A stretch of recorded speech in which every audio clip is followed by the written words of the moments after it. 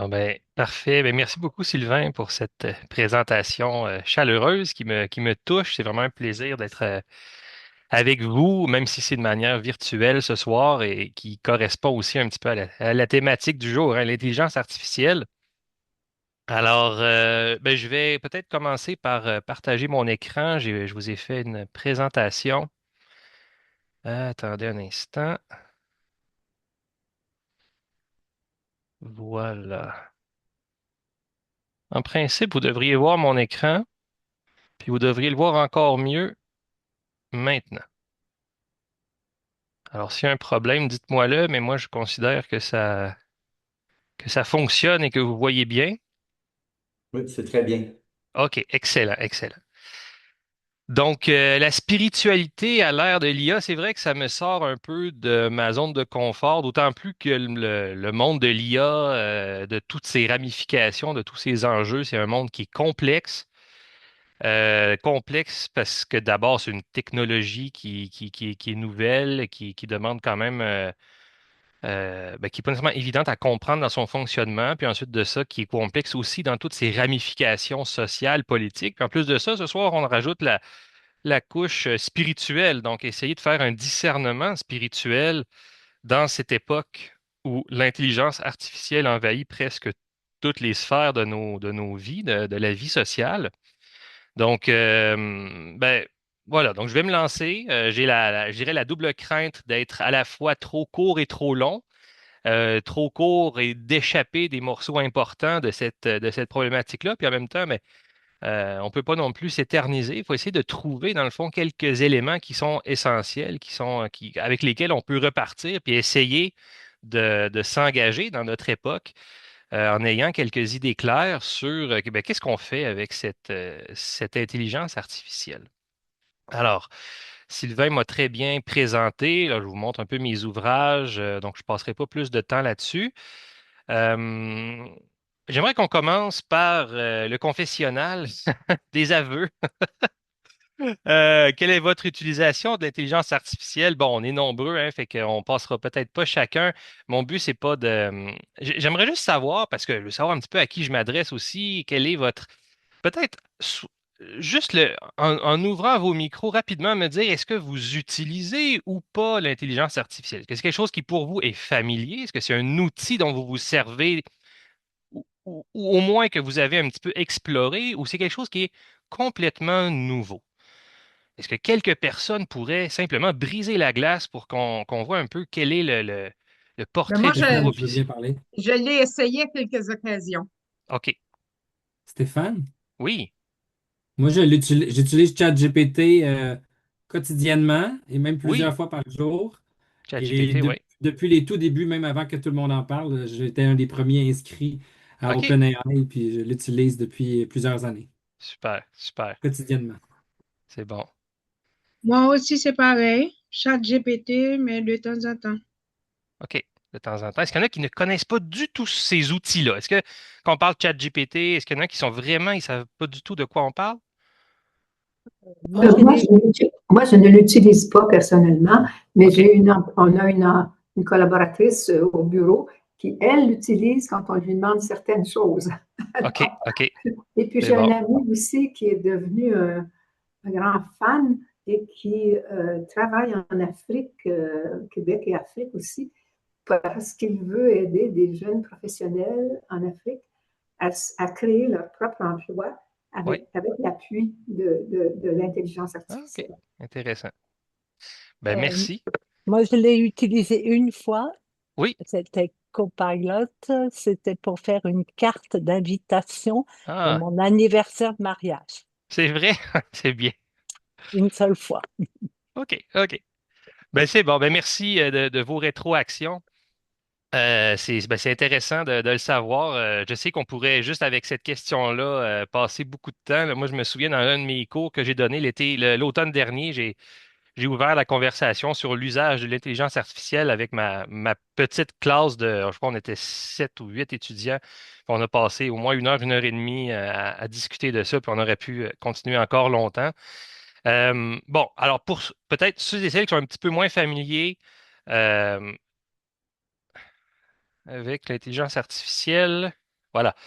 Ben, simplement vous dire que si vous faites une recherche sur Google, vous êtes généralement face à le premier résultat en haut là, est un aperçu généré par l'IA. Donc, par exemple, ici, j'ai posé la question, qu'est-ce que le carrefour foi et spiritualité? Ben, la première réponse, elle est générée par intelligence artificielle. Donc, ce n'est pas un texte qui est déjà fait quelque part sur le web. C'est vraiment un texte qui a été généré en fonction de votre demande. Euh, Même chose des fois sur YouTube, par exemple, dans le contexte de Pâques, là, quelqu'un qui m'a envoyé une vidéo de chants sacrés et c'était des chants qui étaient en fait, semblerait diffusés qui sont diffusés en direct.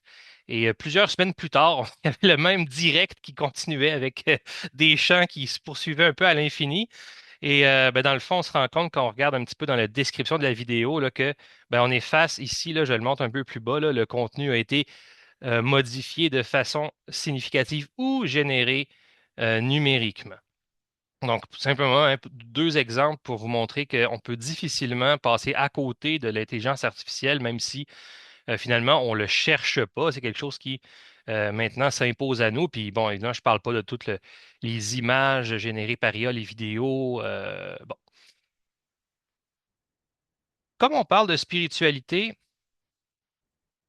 j'aimerais commencer peut-être par déjà définir très sommairement ce que j'entends par spiritualité, puis ce qui va un peu me servir de fil rouge pendant toute la conférence. Là. Par spiritualité, là, je veux dire la conscience pleine et entière de notre vocation d'homme et de femme créés à l'image de Dieu. OK? C'est ma définition fonctionnelle pour ce soir, là. Donc, spiritualité, c'est cette conscience pleine et entière de notre vocation d'homme et de femme créés à l'image de Dieu. Donc, je vais commencer par une petite parenthèse en plongeant dans les textes de la Genèse pour en fait situer non pas l'intelligence artificielle, mais de façon plus générale la technique. Donc l'enjeu, le défi de la technique, comment est-ce qu'on peut le situer dans ces textes fondateurs? Alors, dans la Genèse, on a déjà cette image de Dieu, c'est les tout premiers versets de la Genèse, la traduction de la Tob. Lorsque Dieu commença la création du ciel et de la terre était déserte et vide et la ténèbre à la surface de l'abîme.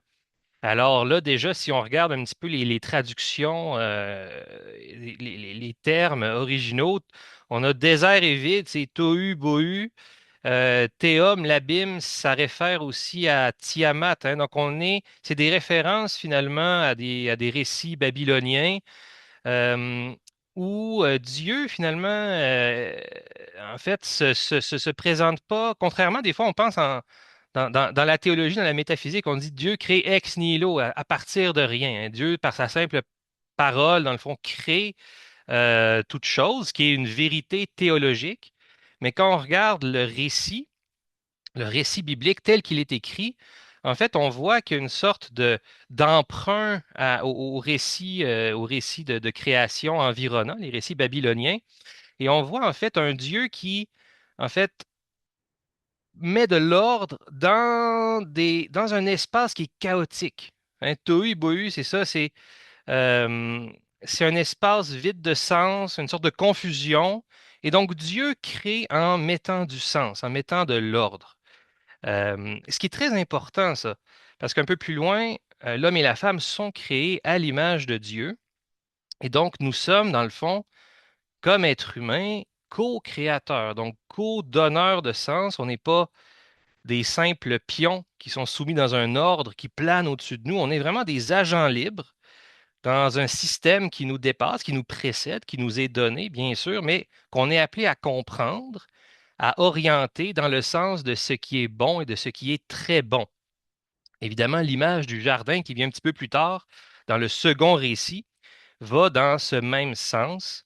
Voilà, mais rapidement, en fait, rapidement, la, et avant d'aller trop loin, et donc dans ce premier regard-là, on pourrait dire, ben, la technique est une chose bonne, c'est une sorte de prolongement de notre vocation à être image de Dieu, c'est-à-dire de nous aussi faire face à ce qui est chaotique, ce qui est vide de sens, et par nos actions, par nos inventions, par l'exercice de notre intelligence, mettre de l'ordre et mettre du sens dans le monde, dans la création. Mais rapidement, donc, il suffit de tourner quelques pages dans la Bible pour se rendre compte que ça se complique très rapidement.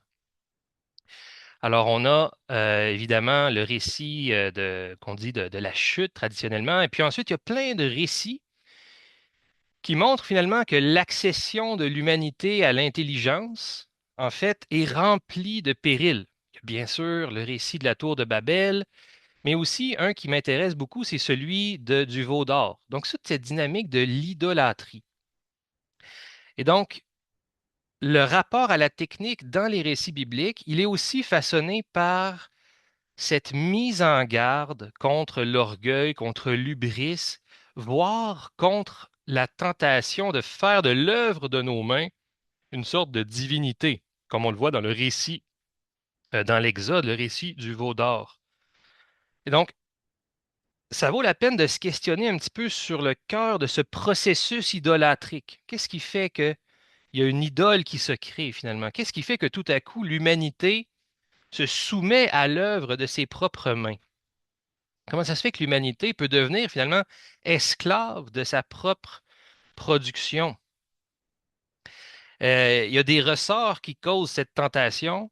On pourrait passer beaucoup de temps à les étudier, mais j'en relève, si on veut, deux.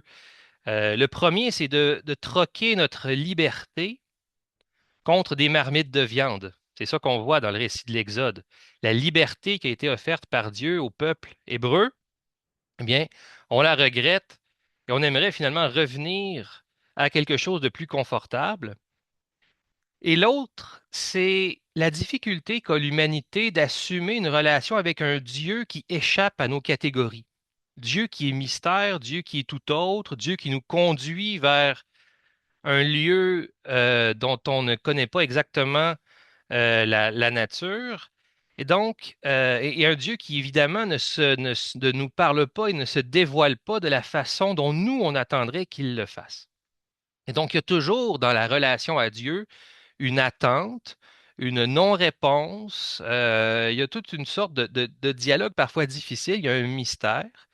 Et la tentation idolâtrique, c'est la tentation de combler ces vides-là avec l'ouvrage de nos mains, donc se construire une idole, quelque chose de visible, de palpable. Et c'est dans ce sens-là que finalement, on peut tomber dans une idolâtrie de la technique aussi. La technique qui deviendrait finalement un instrument de salut. Et donc, tout l'enjeu de la technique, dont l'IA, est au cœur de cette tension. À la fois, la technique, elle est bonne comme une expression de notre vocation à donner du sens, à faire reculer le chaos, à organiser le monde dans le sens du bon et du très bon, mais en même temps, le risque d'être fasciné par nos propres œuvres, de s'enfermer dans ce que le pape François appelait souvent un autoréférencement, donc de s'enfermer dans nos propres œuvres et d'idolâtrer, de diviniser, et finalement, l'étape ultime étant de devenir des esclaves de nos propres œuvres. Ce grand récit biblique avec ces tensions-là, on les retrouve bien sûr dans notre culture populaire, surtout depuis le début de l'ère technique, hein. On peut penser à un des premiers mythes liés à cette idée d'une création qui échappe à notre maîtrise, le docteur Frankenstein, mais il y a quantité de films et de récits qui expriment cette crainte de voir une technologie, finalement, à cause de notre orgueil ou autre, échapper à notre contrôle et se retourner contre nous. Et c'est exactement ce qu'on entend de beaucoup de chercheurs ou de penseurs ou d'analystes par rapport à l'intelligence artificielle. Encore tout récemment, je lisais, d'ailleurs, si vous êtes intéressé par ces questions-là, je vous conseille fortement ce journal qui s'appelle Le Grand Continent, qui propose beaucoup d'analyses et beaucoup aussi des fois de traductions de textes je dirais, des géants de la tech là, pour comprendre leur philosophie. Et donc, par rapport à la possibilité qu'aujourd'hui, l'intelligence artificielle nous conduise à vraiment une sorte de super intelligence qui échappe à notre contrôle, Ben, voilà, donc il y a une des sommités mondiales qui nous parle de justement de créer quelque chose qui pourrait nous remplacer, voire nous détruire. Euh, et dans le fond, si on veut situer la question hein, de la spiritualité, le lien entre la spiritualité et l'IA, ben, ce serait le suivant, en fait. Ce serait qu'il y a un danger de déléguer notre vocation comme humanité, de déléguer à quelque chose d'autre, à une technique, notre capacité à donner du sens, notre capacité à créer, notre capacité à orienter notre développement vers ce qui est bon et très bon, et devenir, dans le fond, de devenir des exécutants ou des opérateurs d'un système qui est absurde. Puis quand je dis absurde, je vais vous donner un exemple très concret. Quand on est dans le domaine de l'éducation, par exemple, euh, et qu'on reçoit des travaux d'élèves, d'étudiants qui nous font des travaux générés manifestement par l'intelligence artificielle, et quand on se dit qu'on pourrait très bien prendre ce travail-là, l'envoyer sur ChatGPT ou sur un autre, et demander à ChatGPT de nous le corriger pour ensuite envoyer la rétroaction à l'élève, ben là, on se rend compte qu'on est dans un cercle complètement absurde où c'est l'intelligence artificielle qui corrige l'intelligence artificielle et où l'être humain est dans le fond une sorte de passeur entre, entre intelligence artificielle. Voilà, ce qui est d'une absurdité absolue. Évidemment, je ne vais pas ce soir me mettre couche sur couche de scénarios apocalyptiques. Je pense que c'est possible de réfléchir et d'utiliser de manière intelligente et humaine et saine l'intelligence artificielle pour essayer de se diriger vers ça. Alors, le plan pour ce soir, ben, je vais essayer de passer ces trois points-là. Premièrement, qu'est-ce que c'est que l'intelligence artificielle? Comment ça fonctionne? Qu'est-ce qu'un monde d'intelligence artificielle? Et surtout, comment évoluer dans un monde où il y a de l'intelligence artificielle. Et euh, pour nous guider, ben, je vais passablement me référer à ce petit ouvrage qui a été produit par le Dicaster pour la doctrine de la foi et de la culture et de l'éducation, qui s'appelle Antiqua et Nova, qui nous invite à réfléchir sur les implications non seulement techniques, mais aussi et surtout anthropologiques et éthiques de cette technologie. Voilà. Donc, pour le dire rapidement, qu'est-ce que c'est que l'intelligence artificielle? Dans le fond, la première définition qui nous a été donnée, elle remonte aux années 50, où en fait, l'intelligence artificielle, c'est euh, le fait de rendre une machine capable de présenter un comportement qui serait qualifié d'intelligent si un être humain le produisait. Donc ça, c'est important de le retenir parce que déjà, on pourrait dire que d'entrée de jeu, il y a cette idée que l'intelligence où la technologie est capable de simuler l'intelligence. Donc, on qualifie d'intelligent quelque chose qui apparaît, qui semble intelligent, qui produit quelque chose ou qui a, en tout cas, qui produit le même résultat que si un être humain le produisait. Vous avez peut-être en tête un moment assez quand même symboliquement important, le moment où un ordinateur a réussi à battre le champion mondial des échecs, c'était en 97. Mais la véritable intelligence artificielle, comme on l'utilise aujourd'hui, elle est plus récente et elle vient de ce qu'on appelle la révolution du deep learning ou de l'apprentissage profond. Et la différence fondamentale entre, disons, un super ordinateur comme Deep Blue qui a battu le champion mondial d'échecs en 97 et ce qu'on appelle aujourd'hui l'intelligence artificielle, c'est que Deep Blue était codé. C'était vraiment du codage. Si X, alors Y. Et donc, il y a un codage extrêmement complexe pour enseigner à un ordinateur que s'il y a telle entrée, il faut qu'il fasse telle commande, etc. Donc, tout est prévu par l'être humain qui a fait le logiciel. Tandis qu'avec ce qu'on appelle le deep learning, c'est une nouvelle forme d'apprentissage où au lieu de donner du codage, de faire du codage, on soumet l'intelligence artificielle à une quantité très importante de données et c'est l'intelligence artificielle qui va repérer des patterns, des régularités dans la masse de données et qui va être capable de reproduire ces patterns-là dépendamment des demandes qu'on lui entre. Par exemple, au lieu de lui dire un visage, c'est quelque chose qui a deux yeux, un nez, une bouche, on va soumettre l'intelligence artificielle à des milliers, des milliers, des milliers, des milliards de photos ou d'images. On va lui dire ça, c'est un visage.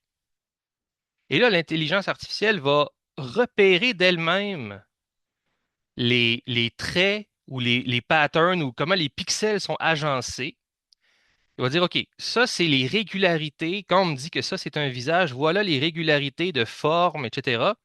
Et donc, la prochaine fois qu'on va lui demander, fais-moi un visage, elle va pouvoir générer une image tout à fait nouvelle d'un visage, mais qui va reproduire les patterns qui ont été appris. C'est pour ça qu'on en parle aussi d'IA générative, c'est-à-dire qu'elle est capable de générer à partir de nos demandes, un peu comme tantôt je vous ai montré qu'on écrit qu'est-ce que le Carrefour foi et solidarité. Donc, elle peut générer une réponse à partir de ce qu'on lui a demandé parce qu'elle est entraînée sur des milliers, milliers, dans ce cas-ci, pas d'images, mais de textes, de contenu web. Et donc, elle est capable de générer du contenu.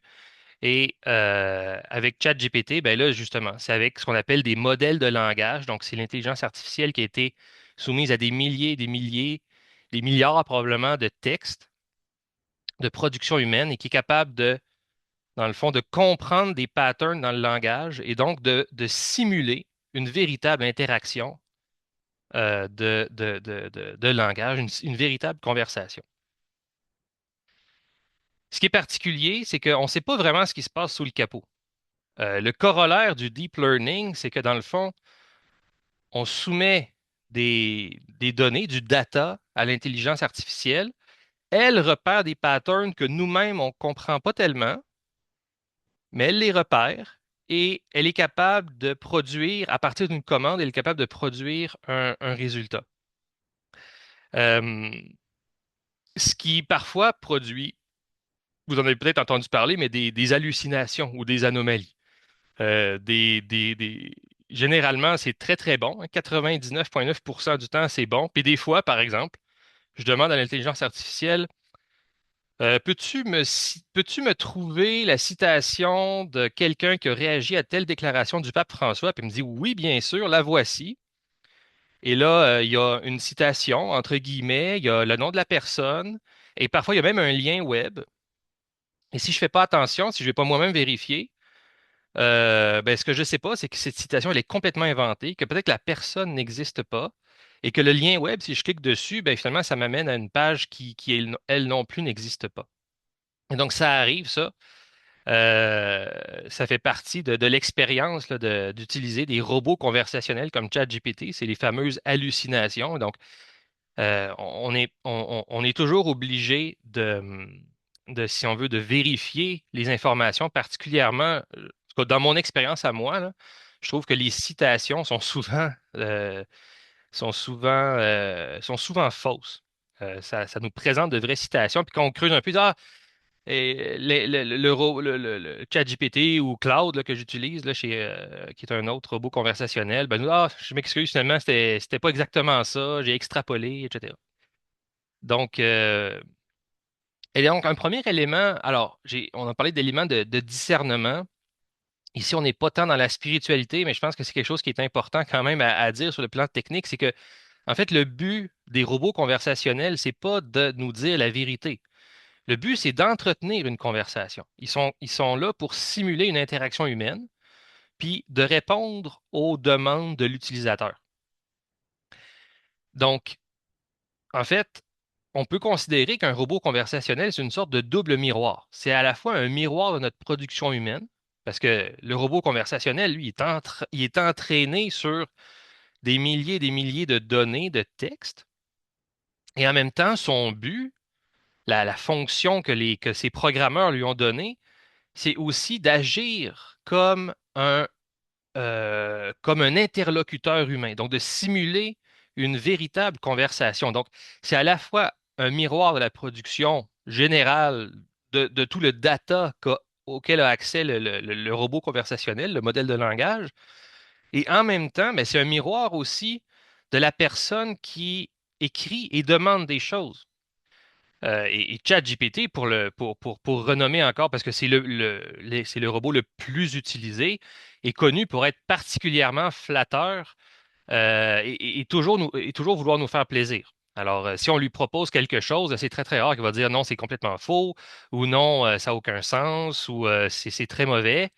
Il va toujours nous dire que c'est très intéressant, que c'est merveilleux, qu'on a pensé à quelque chose d'extraordinaire, puis il va peut-être nous glisser subtilement euh, quelques idées d'amélioration, mais généralement, il est très mauvais pour nous arrêter quand on est sur une mauvaise lancée. Et ça peut être particulièrement pernicieux parce qu'il y a des gens qui se servent de robots conversationnels vraiment pour entretenir de véritables conversations par rapport à des vécus émotionnels ou des vécus, je veux dire, demander des conseils sur comment agir dans des relations difficiles ou comment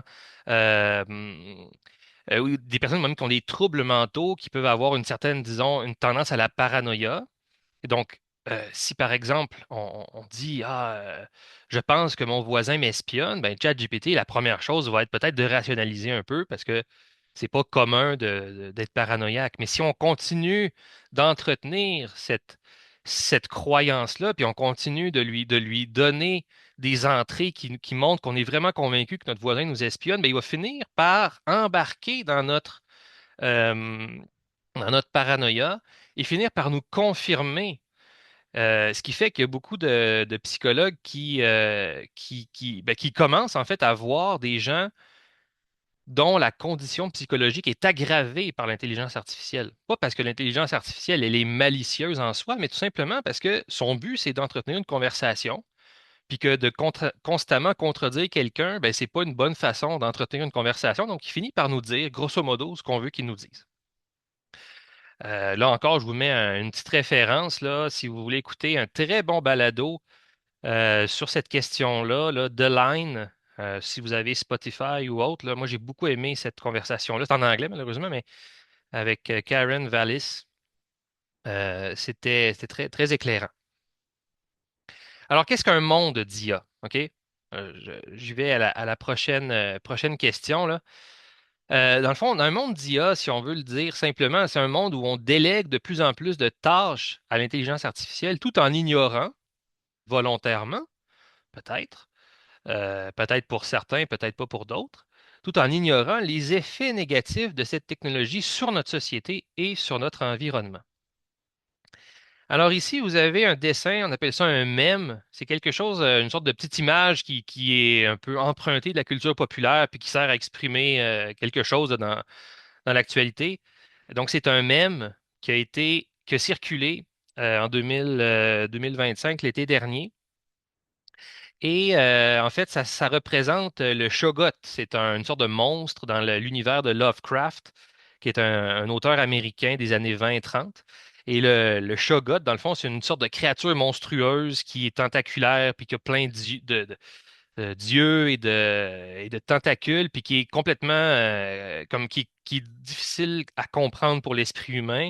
Et en fait, c'est une sorte de créature d'ailleurs qui a été dans l'univers de Lovecraft, là, qui a été créée par une ancienne civilisation et qui a fini par échapper au contrôle de cette civilisation. Une sorte de Jurassic Park, là, mais dans l'univers de Lovecraft. Euh, et ce qui est particulier, c'est qu'en fait, c'est un mème qui a circulé dans les milieux des chercheurs et des ingénieurs de l'IA. Alors ils ont comme reproduit par dessin un peu grossier le Shoggoth et ils ont ajouté un petit visage souriant, un petit visage jaune souriant pour dire, ben, dans le fond, quand on dit, par exemple, quand on dit que OpenAI veut mettre des limites éthiques à l'intelligence artificielle, c'est un petit peu comme mettre un masque de visage souriant sur le Shoggoth. C'est-à-dire que ça paraît bien, ça a l'air sympathique, mais en arrière de ça, il se cache un monstre duquel on n'a vraiment aucune idée de comment il fonctionne puis de qu'est-ce qu'il va faire. D'autant plus que maintenant, ben, en fait, l'intelligence artificielle étant capable de non seulement de répondre, de répondre à des demandes en termes de conversation, en termes d'images, en termes de vidéos, mais l'intelligence artificielle a aussi, évidemment, il y a des usages, par exemple, dans le codage.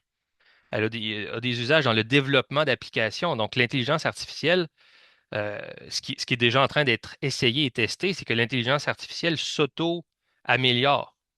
C'est qu'elle utilise ses propres capacités d'analyse, ses propres capacités de compréhension de patterns dans le développement pour s'améliorer. Et voilà. Et donc là, à partir de là, un peu tous les scénarios sont envisageables, c'est-à-dire que si l'intelligence artificielle prend le contrôle de certaines infrastructures, qu'est-ce qu'elle va faire, etc. Ça fait partie, ça a l'air d'être complètement flyé et d'être de la science-fiction, mais en fait, certains des chercheurs les plus réputés et renommés dans le monde de l'intelligence artificielle se posent ces questions-là très sérieusement. Qu'est-ce qui arrive si l'intelligence artificielle tout à coup décide que, exemple, euh, elle a besoin d'une température beaucoup plus froide que ce que la Terre peut faire pour fonctionner. Les centres de données ont besoin d'être refroidis. Ça, c'est un fait. Ça génère beaucoup de chaleur, donc il y a des systèmes de refroidissement. Mais qu'est-ce qu'on fait si une intelligence artificielle tout à coup réussit à prendre le contrôle de certaines infrastructures et décide que pour être plus efficace, elle a besoin d'abaisser la température de la Terre de plusieurs degrés et qu'elle prend des mesures pour tenter de faire ça. Comme je le dis, ça a l'air d'être complètement sorti d'un scénario de science-fiction, mais c'est le genre de questions que se posent de manière très sérieuse et angoissée certains chercheurs en intelligence artificielle. Encore une autre référence, si jamais vous voulez la prendre en note. Ça date un peu, encore une fois, là, ça date de septembre dernier, mais un chercheur à l'Université de Montréal, un des grands de l'IA, là, Joshua Bengio, sur RAD, là, donc Radio-Canada. 1 heure de conversation, à la fois très intéressante et honnêtement un peu anxiogène. Dans Antiquette Nova, ce qui est intéressant aussi, c'est que dans la réflexion, dans le fond, du Vatican, il y a aussi une sorte de déclinaison de toutes les, comment je dirais ça, de toutes les applications de l'intelligence artificielle dans les divers domaines de la vie sociale. Alors, presque la moitié du texte, en fait, contient ces réflexions-là pour montrer à la fois les opportunités. Par exemple, dans le domaine de la santé, c'est absolument extraordinaire ce qu'on pourrait faire avec l'intelligence artificielle en termes de détection de maladies, de production de médicaments ou de cures pour le cancer ou autre. Il y a des promesses tout à fait extraordinaires, des usages qui pourraient être vraiment intéressants. Mais en même temps, il y a aussi beaucoup de dérives possibles, des dérives, par exemple, dans l'économie, toute cette idée d'une concentration de la puissance entre les mains d'une petite élite technologique, donc ceux qui contrôlent justement le développement de l'intelligence artificielle notamment. On parle beaucoup de remplacement de catégories d'emploi par l'IA. L'IA est souvent présentée comme quelque chose qui devrait nous délivrer des tâches répétitives et qui pourrait, dans le fond, nous libérer du temps là, pour le loisir, pour tout ce qui est de l'ordre, je dirais, du care, là, le humain à humain. Mais en réalité, on se rend compte que c'est pas tout à fait ça, qu'en fait, l'intelligence artificielle est de plus en plus utilisée pour la prise de décision et que justement, les êtres humains parfois sont réduits sont réduits, les employés sont réduits à une sorte de force de main-d'œuvre sous-payée. Euh, Par exemple, les entrepôts d'Amazon ou les grandes décisions de quel colis va où, par quel trajet, etc. Tout ça est pris essentiellement par intelligence artificielle. Puis ce qui reste, ben, c'est les employés sur le terrain qui doivent prendre les boîtes et déplacer. Puis je sais pas si vous avez vu récemment là, cette histoire assez sordide là, d'un employé qui est tombé évanoui dans un entrepôt d'Amazon, puis il a fini par mourir. Et là, c'était ben non, là, on continue, on n'arrête pas les employés, là, circuler. Là, il y a quelqu'un d'autre qui va s'occuper de cette personne-là. Puis finalement, ben, ce que les employés se sont rendus compte, c'est que la personne avait fini par littéralement mourir sous leurs yeux là, dans un entrepôt d'Amazon parce qu'il faut que ça aille vite. Puis qu'il n'est pas question c'est ça, de s'arrêter pour une personne qui a un malaise. On parle évidemment de toute la question aussi de l'IA et de la démocratie, la possibilité d'utiliser des données personnelles pour la manipulation des masses. Je ne sais pas si vous avez entendu parler du scandale de Cambridge Analytica en 2018. Dans le fond, c'était des données de Facebook qui avaient été utilisées, des données privées, pour envoyer des messages ciblés à des fins politiques. Ça a été beaucoup utilisé pour la campagne de 2016 de Donald Trump, pour le Brexit aussi. Et dans le fond, l'idée, c'est que l'IA découvre des patterns. L'IA découvre c'est ça, des patterns de comportement et on peut aussi, en utilisant les données privées des utilisateurs, savoir ben, si on envoie tel message à telle personne, ben, ça va changer, ça va influencer sa vision du monde, puis ça va avoir tendance à influencer son vote également. Bon, c'est pour ça que c'est des messages souvent qui vont cibler des émotions négatives, qui vont amplifier des faits pour générer une émotion et générer une réaction qui se transfère en allégeance politique ou même en vote.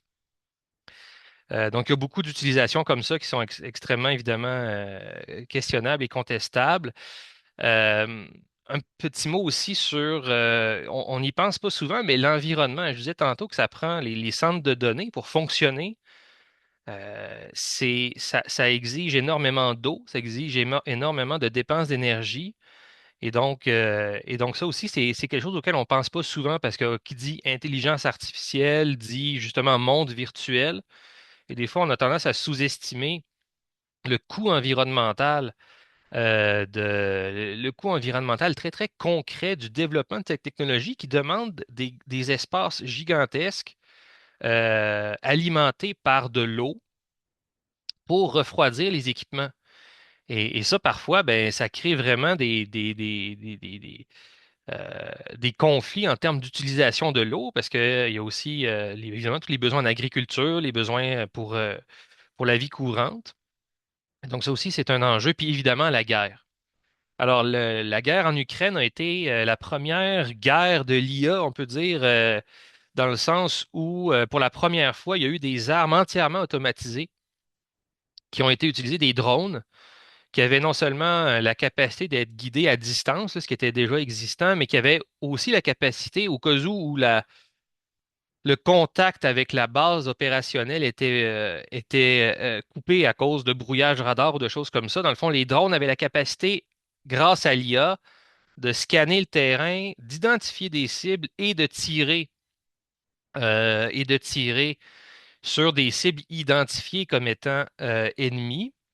Euh, alors, d'une certaine manière, dans ce contexte de la guerre en Ukraine, guerre défensive, ça a donné un avantage à l'Ukraine, tant mieux, mais en même temps, ça a aussi utilisé un peu plus tard à Gaza, où on estime qu'il y a quand même des milliers de morts qui ont en fait été, que ce soit civil ou militaire, là, c'est pas le débat ici, mais en fait, il y a énormément de morts qui ont été ciblés par des systèmes d'intelligence artificielle. Et donc, il y a une sorte de déresponsabilisation dans l'usage de matériel militaire. C'est-à-dire que ben là, c'est l'IA, en fait, qui décide des cibles, qui envoie les armes, puis finalement, la guerre se fait avec une intervention humaine extrêmement minime. Et, euh, et quand Antiqua et Nova, le texte, parle de ces enjeux-là, il dit aucune machine ne devrait jamais choisir de prendre la vie d'un être humain. C'est quand même pas banal de déléguer à l'IA le choix de cible et la capacité à lancer des munitions sur des êtres humains. Voilà. Donc, qu'est-ce que l'IA? Ben, c'est ça, c'est une technologie qui est tentaculaire, qui s'en va dans toutes les dimensions de l'activité humaine, en passant de l'intime au militaire, en passant par le politique, et qui a pour tendance à pousser au maximum la logique de l'efficacité. Dans un monde où on a paradoxalement de moins en moins de contrôle et d'espace de décision. Ça, c'est pour ce qui est du technique. Je vais vous parler un petit peu du politique aussi, puis de l'idéologique.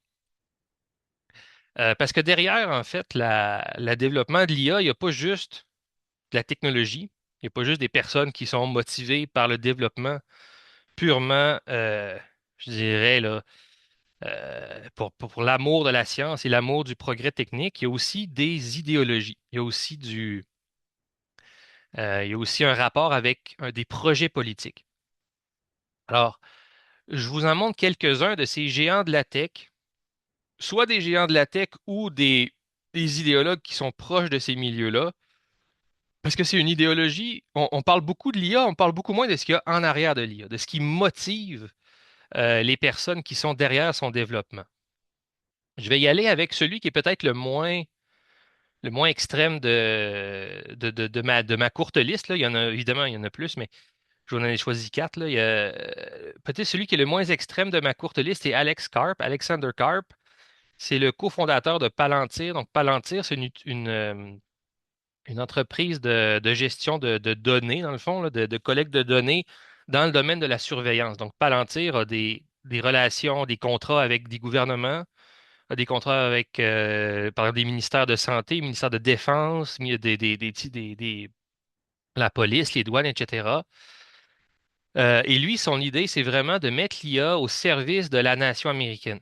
Pour lui, il y a eu une sorte de déconnexion malheureuse entre la Silicon Valley et Washington. Et pour lui, il faut que la Silicon Valley redevienne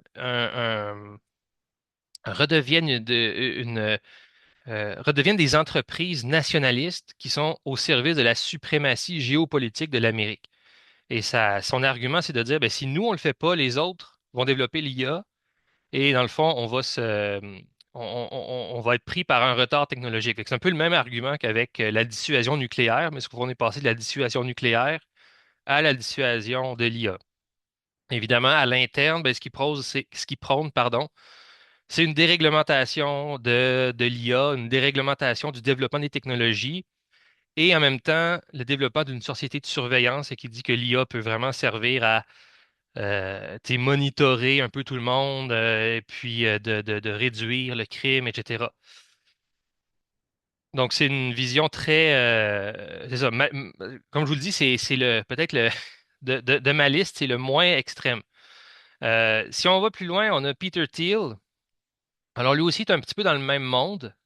Il est aussi cofondateur de Palantir. On le connaît plus. On connaît plus une de ses autres entreprises qui est PayPal, là, le système de paiement électronique sécurisé.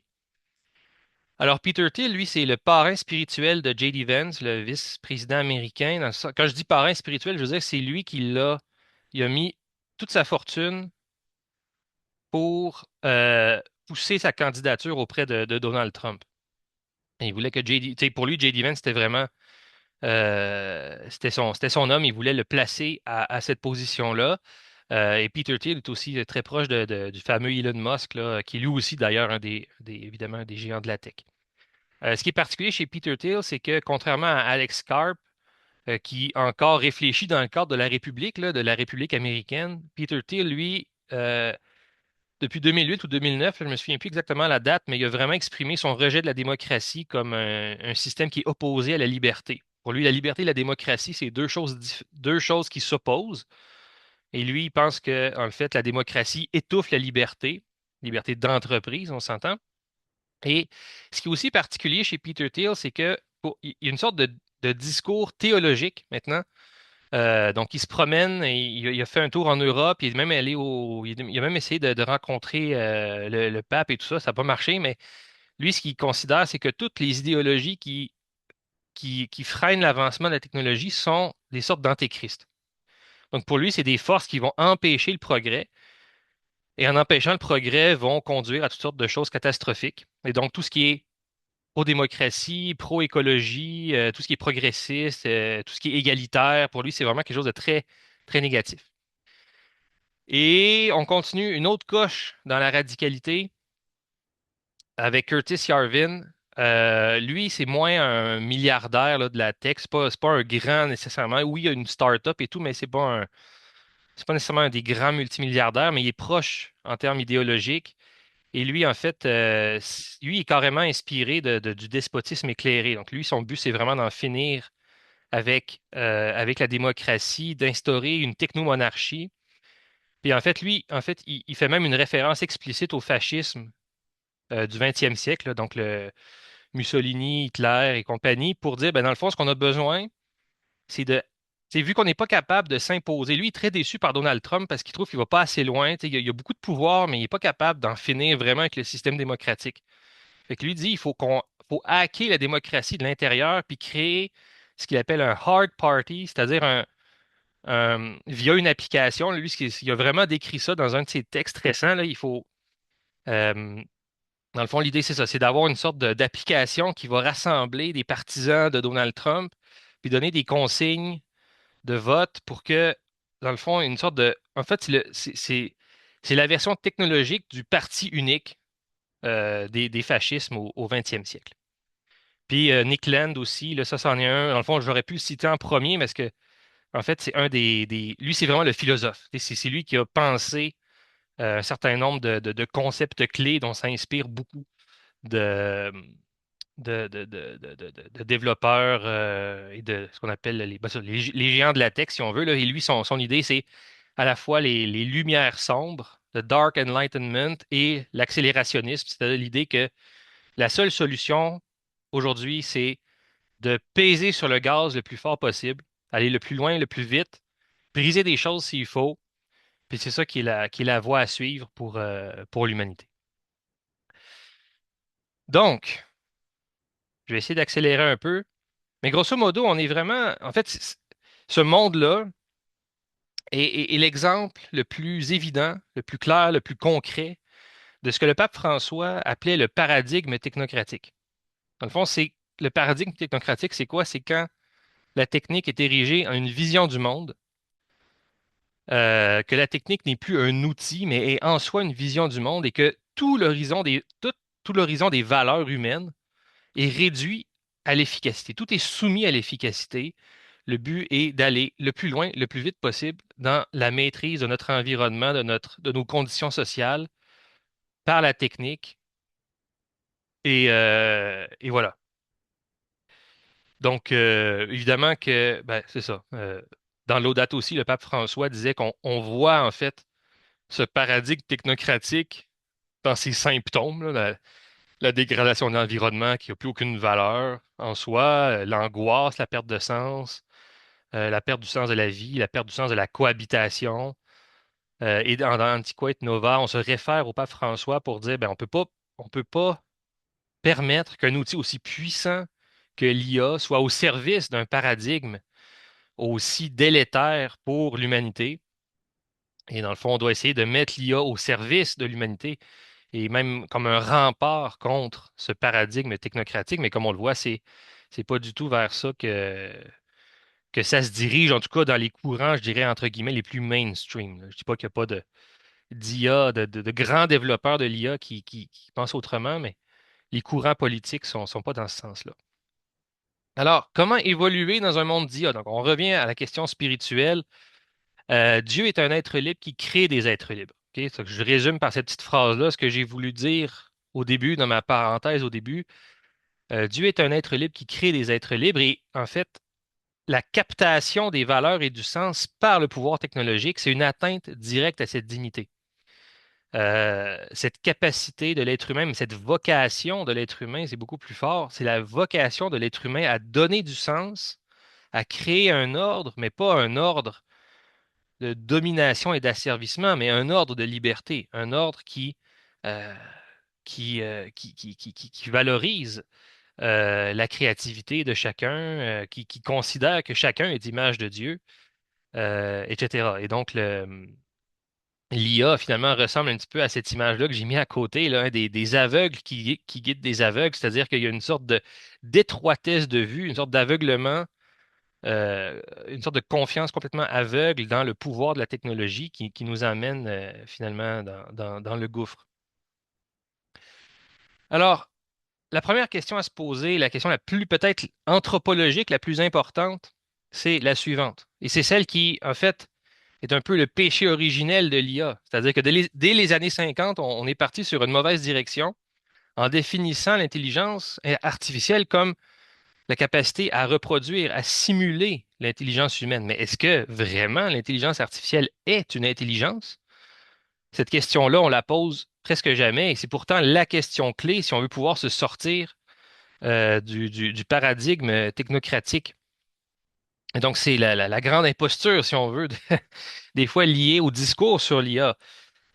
Croire que parce qu'une IA peut simuler une conversation comme le ferait un humain, elle aurait, dans le fond, la conscience, les propriétés humaines, alors que, en fait, comme le dit Antiqua et Nova, on a en fait adopté une définition qui est fonctionnelle de l'intelligence. Euh, Comme si l'intelligence se résumait à ses effets, et donc on a négligé toute cette autre dimension de l'être humain qui est l'intériorité. Trois enseignements tirés de Antiqua et Nova, trois points sur lesquels le texte insiste et sur lesquels j'attire votre attention. Premièrement, l'intellect, c'est pas d'abord une capacité à produire quelque chose, c'est une capacité qui est innée à saisir le sens des choses, saisir le pourquoi on fait les choses, saisir le but de nos actions. Le processus, pardon, l'intellect, ouais, c'est ça.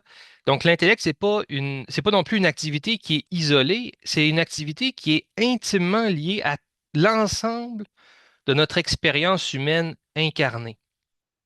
Un enfant, par exemple, euh, un enfant est capable de ressentir de la compassion, va ressentir le sentiment d'injustice, de justice. On vit beaucoup de choses, on comprend beaucoup de choses avant même de savoir ce que ces mots-là veulent dire. Le développement intellectuel, ça se fait à travers des relations, à travers des expériences. L'apprentissage de l'enfant au sein de la famille en étant évidemment l'exemple le plus évident.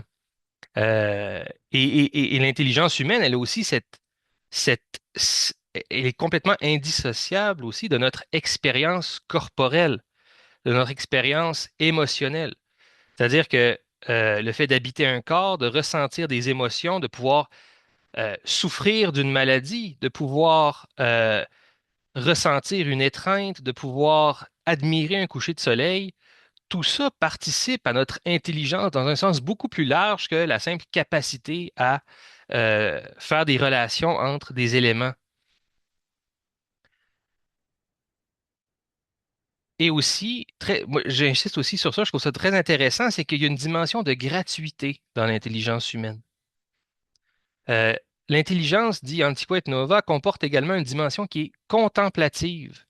Le désir du vrai, du bon et du beau, c'est un désir qui est désintéressé, qui est au-delà de toute utilité. Et donc, cette section-là est vraiment intéressante dans le texte du Vatican et qui nous conduit à cette idée que déjà, toute forme de gratuité est déjà une résistance au paradigme technocratique. C'est-à-dire que déjà, tout ce qui est de l'ordre de la beauté, de l'amitié, de la joie, précisément parce que ces choses-là n'ont pas d'utilité, précisément parce que ces choses-là sont bonnes en soi, cultiver ces choses-là est déjà une manière de résister à cette emprise de l'utilitaire et de l'efficacité sur toutes les dimensions de la vie. Et c'est de ça que se nourrit évidemment le paradigme technocratique. Une fois qu'on a compris ça, une fois qu'on a compris que en fait, l'être humain est habité d'une vie intérieure, que son intelligence n'est pas juste une capacité à exercer une fonction, mais que c'est vraiment le reflet d'une vie intérieure, d'une vie spirituelle, d'une vie affective, que c'est la somme de ses expériences, que ses émotions aussi sont liées à son intelligence. Une fois qu'on a compris ça, on est capable de discerner peut-être un peu mieux ce qui relève d'un usage humain ou sain ou vertueux de l'intelligence artificielle. Alors, la première chose, c'est de se rappeler cette vieille sagesse qui remonte à la philosophie antique, qui veut que la vertu, le bien, ce soit une habitude. OK? Une habitude, un habitus, une habitude du bien. La vertu, dans le fond, c'est l'habitude du bien, c'est le fait de reproduire jour après jour des choix vertueux, des gestes vertueux, des paroles ou d'avoir des comportements vertueux, qui fait que la vertu et le bien devient, à force de discipline et de répétition, une sorte de seconde nature. Et la question qu'on peut se poser par rapport à l'IA, par rapport à l'usage qu'on fait de ces outils-là, c'est est-ce que l'utilisation de l'IA m'empêche ou empêche, en fait, l'exercice concret de mon développement intellectuel. Quand je pensais à ça, je pensais à cette méthodologie de l'action catholique. Vous connaissez sûrement les trois mots, hein, voir, juger, agir. Et je trouvais ça vraiment intéressant de revenir sur chacun d'eux. Voir, par exemple. Quand j'utilise l'intelligence artificielle pour aider à la recherche, est-ce que l'IA me permet d'aller rejoindre de nouvelles connaissances? Est-ce que j'utilise l'IA, par exemple, pour découvrir des nouveaux auteurs, des nouveaux systèmes de pensée, des nouvelles théories? Ou est-ce qu'au contraire, mon usage de l'IA m'évite de m'informer? Est-ce que je me sers de l'IA pour faire une sorte de grosse synthèse molle d'un sujet? Ou est-ce que je me sers de l'IA pour aller rejoindre peut-être des nouveaux auteurs ou des nouvelles choses que je ne savais pas? Et donc élargir plutôt que rétrécir euh, l'information disponible. Juger. Est-ce que l'IA sert de rétroaction pour stimuler ma réflexion? Par exemple, j'ai un texte, j'ai une idée, il y a quelque chose, j'aimerais ça avoir une rétroaction. Je peux demander à l'IA de m'offrir une rétroaction sur quelque chose. À ce moment-là, ça peut stimuler ma réflexion. Ça peut m'offrir un second regard, ça peut m'offrir quelque chose. Ou est-ce que je me sers de l'IA comme une sorte de palliatif pour combler une absence de réflexion? Le troisième mot, agir, hein, voir, juger, agir. Donc, est-ce que l'acte final est le mien? Est-ce que j'en assume la responsabilité? Ou est-ce qu'au contraire, dans le fond, j'ai été progressivement dans un processus de délégation? C'est très important, ça, parce que je ne sais pas si vous avez entendu parler de ce petit exemple-là de la Bixony-manie. La Bixony-manie, là, c'est une maladie qui n'existe pas. Ça a été inventé par des chercheurs suédois récemment. Ils ont fait un papier scientifique où ils ont parlé de la Bixony-manie. Mais leur but, c'était pas de parler de cette maladie fictive qui n'existe pas. Le but, c'était de tester, voir si l'IA allait réussir à détecter que c'était un faux papier et donc une fausse maladie. Dans leur papier scientifique, il y avait beaucoup d'indices pour dire que c'était faux. Notamment, en fait, c'était écrit noir sur blanc dans le papier que c'était fictif, que ça avait été même essayé sur des humains fictifs. Et tout était là pour qu'une IA qui lit le papier véritablement, ou en tout cas qui est dotée d'un sens critique approprié, puisse repérer la chose. Mais je vous le donne dans le mille, l'IA est tombée dans le panneau. Donc, l'IA a gobé cette information-là de manière parcellaire et elle s'est mise à produire des hallucinations même autour de cette notion-là. Donc, on a commencé à dire, ah, il y a tant de personnes qui souffrent de ça, etc., etc. Donc, ça a pu démontrer que l'IA était évidemment pas tellement fiable, mais le pire dans tout ça, et ce que je trouve le plus inquiétant, c'est que, en fait, il y a de vrais chercheurs qui ont écrit de vrais papiers, qui ont passé à travers le filtre de vrais comités de lecture pour parler de cette maladie fictive. Et donc, euh, et, et donc, il y a quelque chose là qui montre une sorte un signe assez inquiétant, en fait, de la rapidité avec laquelle on gobe des informations sans réfléchir, sans avoir de regard critique, jusque dans les sphères finalement réputées comme étant les plus excellentes en matière de recherche intellectuelle. Et donc ça, c'est quelque chose qu'il faut faire attention.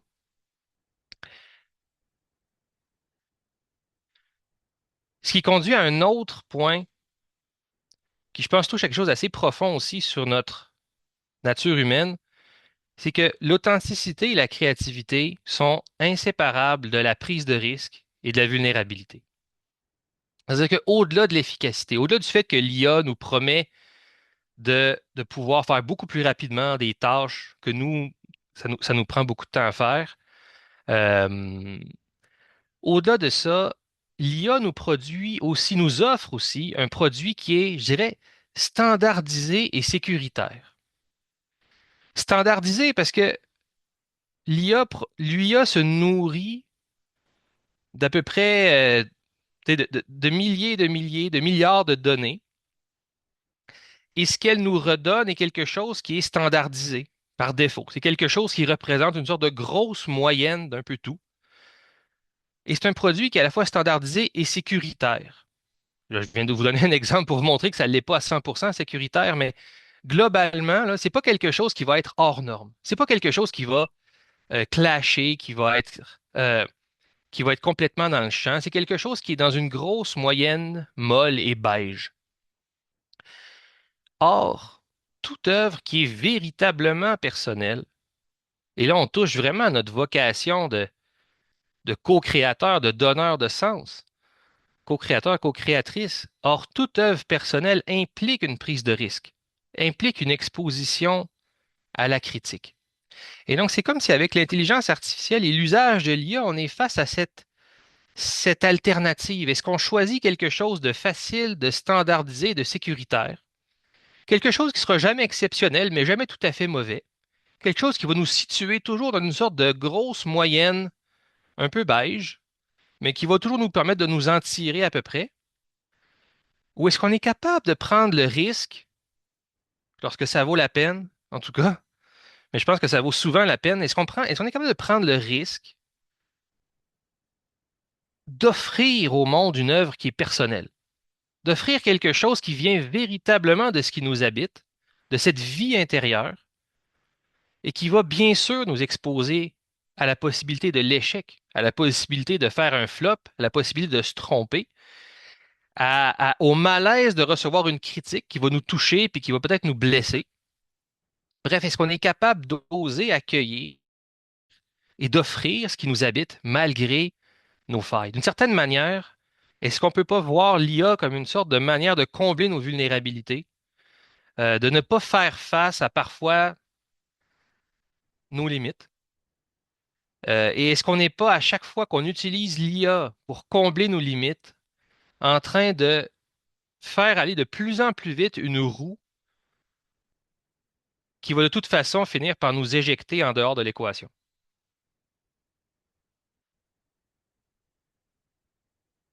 Donc, c'est un peu ma conclusion. La question spirituelle qui est posée par l'IA, ben, c'est la suivante. C'est quel esprit, enfin, quel est l'esprit qui nous guide? Est-ce que c'est l'esprit extérieur de la technocratie et des pouvoirs qui servent la technocratie?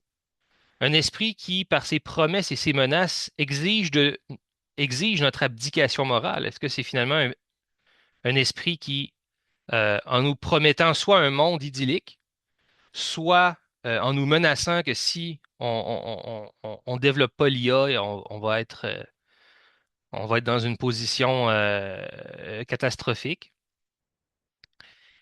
Et que dans un cas comme dans l'autre, ce qui nous est demandé, c'est de suivre le courant. Ce qui nous est demandé, c'est de finalement d'abdiquer notre capacité à juger, notre capacité à résister.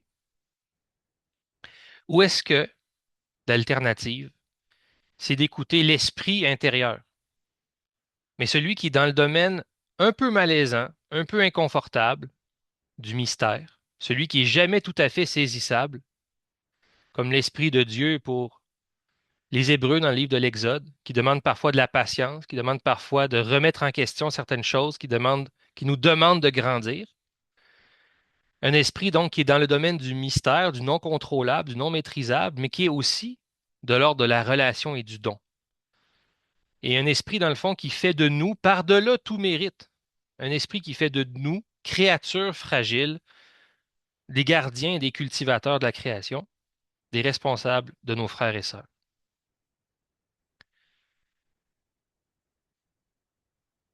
Et donc, pour conclure avec ça, ben, euh, je dirais que voilà un peu ma réflexion sur la dimension spirituelle de l'usage de l'IA. Mais j'insisterai aussi sur le fait que le discernement est aussi une question qui est collective et politique. Le développement de l'IA, c'est jamais et ce sera jamais une fatalité, c'est toujours le résultat de choix. L'IA n'est pas tombée du ciel, l'IA a été pensée par des humains, développée par des humains, mise en marché par des humains.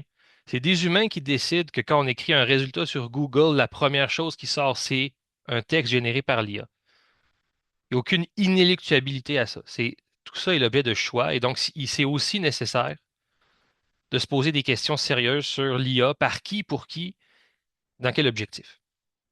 Donc, désolé d'avoir dépassé un petit peu le temps. Je vous remercie beaucoup. Je suis disponible pour des questions.